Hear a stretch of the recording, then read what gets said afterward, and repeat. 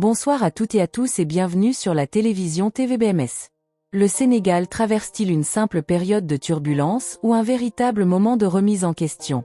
Après 2 défaites successives face à la France et à la Norvège, les interrogations se multiplient autour des Lions de la Teranga. Défense en difficulté, leadership contesté, choix tactiques débattus. Les sujets ne manquent pas.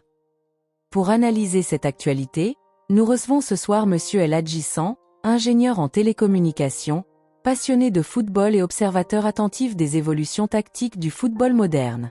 Bonjour Monsieur San. Oui, bonsoir et merci pour votre invitation.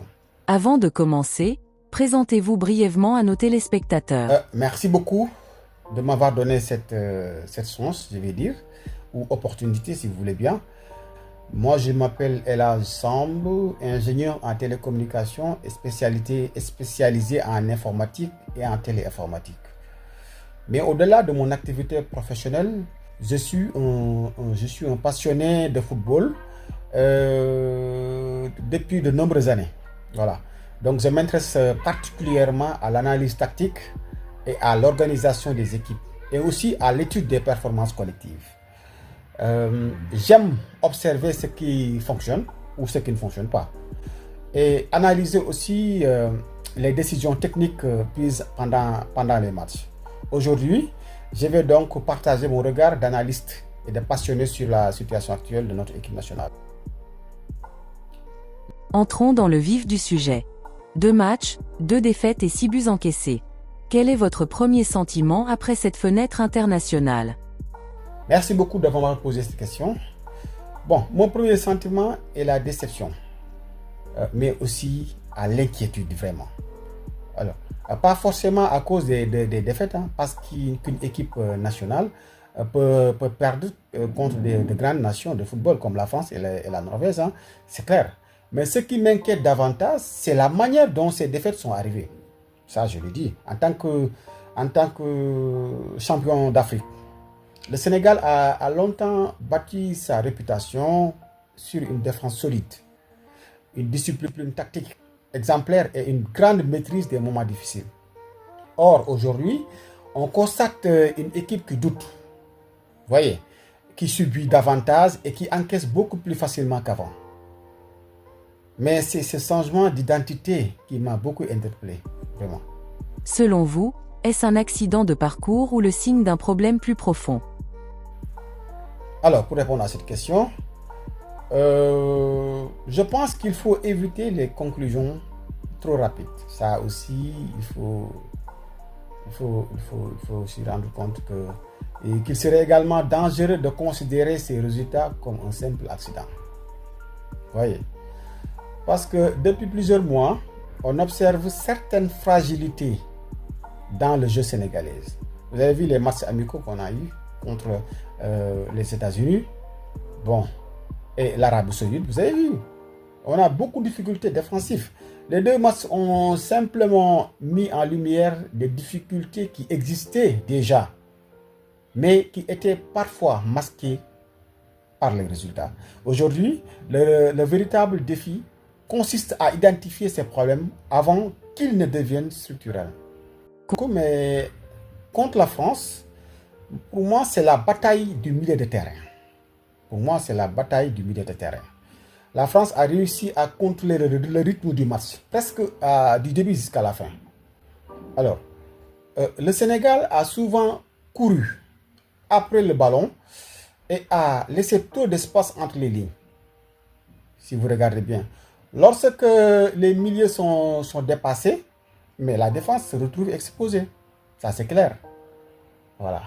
Mais c'est exactement ce qui s'est produit. Mais les Français ont trouvé facilement des espaces pour créer du danger.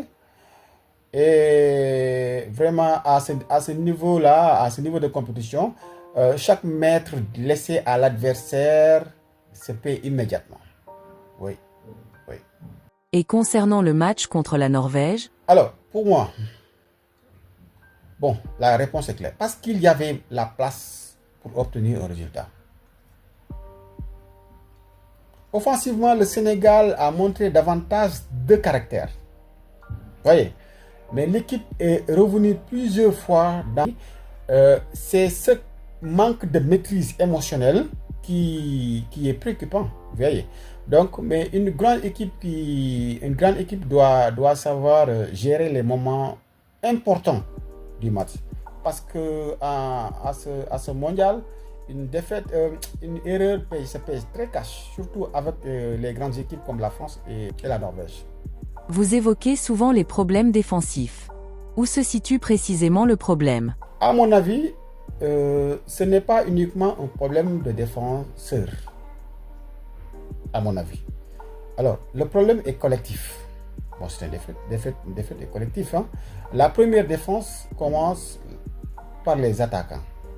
Lorsque le pressing est mal effectué, lorsque le milieu ne se ferme pas les espaces, mais la défense se retrouve en difficulté. Surtout aujourd'hui, on a des difficultés avec Kalidou Koulibaly, qui est revenu de blessure. Aujourd'hui, le Sénégal semble moins impact. Les lignes sont parfois trop éloignées les unes des autres. Voyez. Donc, cette désorganisation crée des espaces que les adversaires peuvent exploiter. Parlons du capitaine Kalidou Koulibaly. Son niveau actuel suscite beaucoup de débats. Bon, à mon avis, hein, c'est normal car il est le leader de cette équipe. Koulibaly est le leader de cette équipe. Kalidou Koulibaly reste l'un des plus grands défenseurs de l'histoire du football sénégalais. Ça, il n'y a pas de doute. Mais il faut être honnête. Sur ces deux matchs, Kalidou n'a pas affiché son meilleur niveau.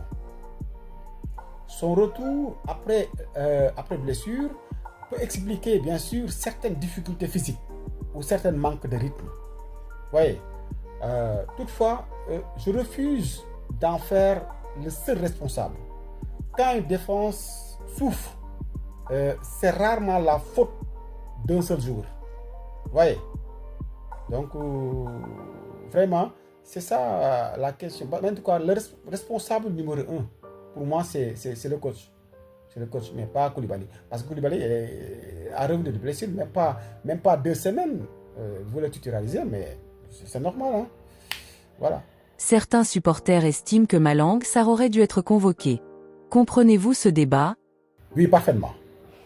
Quand une équipe encaisse 6 buts en 2 matchs, toutes les décisions défensives sont naturellement remises en question. Ça, il n'y a pas de doute. Mais Malang Sarr possède des qualités intéressantes d'expérience. Malang Sarr est un bon défenseur. Ça, il faut le dire. Aurait-il réglé tous ces problèmes? Bon, certainement pas. Mais dans une sélection nationale, disposer de plusieurs solutions est toujours bénéfique. Je comprends donc les interrogations des supporters sénégalais sur ce problème, vraiment. Mais Malang est un bon joueur quand même à prendre en compte pour les autres matchs à suivre. Le Sénégal manque-t-il aujourd'hui de leaders sur le terrain? Je pense que oui. Oui. Parce que si vous allez à Portugal, vous avez vu Cristiano Ronaldo porte l'équipe, bien sûr. Vous allez en France, vous voyez Mbappé. Vous allez en Argentine, vous allez voir Messi. Bon, machallah. Mais dans les périodes difficiles, une équipe a besoin d'une personnalité capable de parler, d'organiser et même de rassurer leurs partenaires. Les grandes équipes possèdent plusieurs leaders dans chaque ligne. C'est peut-être un axe de progression pour le Sénégal. C'est-à-dire le manque de leaders peut causer tous ces problèmes pour moi. Comment jugez-vous la prestation du milieu de terrain sur ces 2 rencontres?